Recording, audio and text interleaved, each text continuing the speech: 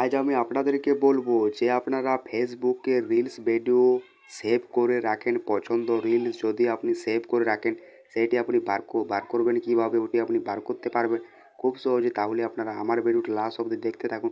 আর এই চ্যানেলে যদি আপনারা নতুন হয়ে থাকেন চ্যানেলটাকে সাবস্ক্রাইব করতে বলবেন না, তাহলে আমাদের আরও নতুন নতুন ভিডিও বানাতে উৎসাহ জাগে। তাহলে বন্ধুরা স্টার্ট করা যাক।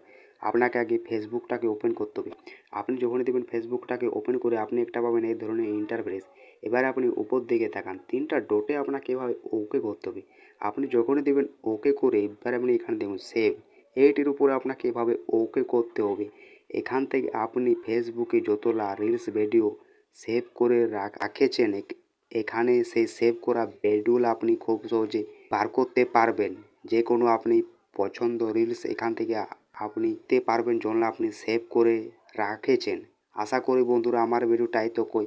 আর যদি ভিডিওটি ভালো লেগে থাকে লাইক শেয়ার কমেন্ট চ্যানেলটা সাবস্ক্রাইব করতে বলবেন না।